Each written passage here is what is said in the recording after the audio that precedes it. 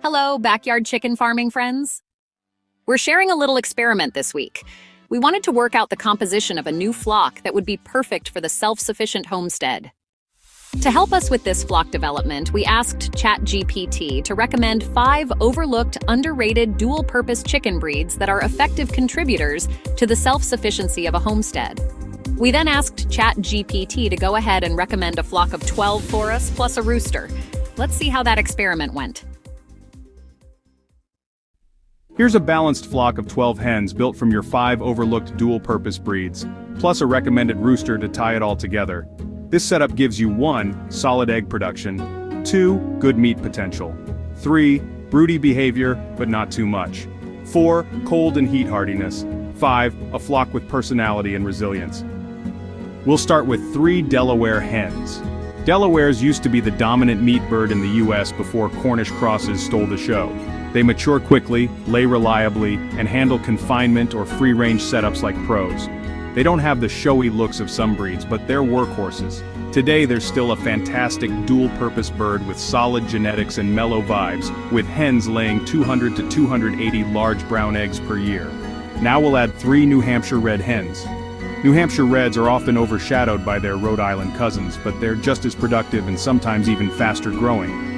They were bred for meat production, but they lay well too, 200 to 250 eggs per year. Hardy in heat and cold, they're adaptable to most US climates. Bonus, they're easy to find from hatcheries and have a calm, manageable temperament.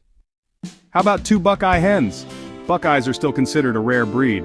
They are less promoted and fewer hatcheries carry them now than in the past. But they're great foragers and make excellent meat birds with their muscular build and broad breast. They're cold hardy with pea combs and add diversity and survivability to your flock. They lay about 180 to 200 medium brown eggs a year. Now let's go with 2 Sussex hens. Whether speckled or light, Sussex are often overlooked because they get outshined by flashier breeds and hybrids. But they are gentle and curious birds. They lay well and might even go broody. They're really good free-rangers with excellent feed efficiency. Plus, you can expect about 200 to 250 light brown eggs per year. Finally, Barnevelder for the last 2 hens. This breed is overlooked because they're not as productive as sex-links or hybrid layers. But let me tell you why they're worth having. Barnevelders lay beautiful dark brown eggs and are very calm and tolerate confinement well. They have gorgeous feather lacing and color variety, making them both ornamental and functional. You can expect about 180 to 200 medium to large dark brown eggs per year. Now, let's talk about the Buckeye rooster. Why the Buckeye rooster, you ask? Well, they are hardy and alert without being overly aggressive. They have excellent free-range guardian instincts and are cold-resistant thanks to their pea comb, which resists frostbite. They also help keep the foraging instinct alive in future chicks. Buckeye roosters are active but usually not jerks, which is exactly what you want in a homestead setup. They'll cross well with all the hens listed, and their genetics support both meat and layer traits in offspring. And here's the broodiness potential in this flock. High chance, Sussex, possibly Barnevelder. Moderate chance, Buckeye. Low chance, New Hampshire, Delaware. This gives you a shot at natural hatching without the whole flock going broody at once. Being able to hatch your own chicks adds to the sustainability of the flock. Here's a bonus tip. When ordering, order straight-run Buckeyes and keep the best rooster, or order 1 male separately to avoid ending up with more roosts than you want. Fun fact, the Buckeye is the only US breed developed by a woman, Nettie Metcalf, and is tough as nails when it comes to survivability. They thrive on pasture and are perfect for low-input, self-sufficient systems. We gotta say that ChatGPT makes a really compelling argument for this flock arrangement. It's the perfect combination of hardiness, efficiency, and sustainability that most modern homesteaders are looking for in a backyard flock.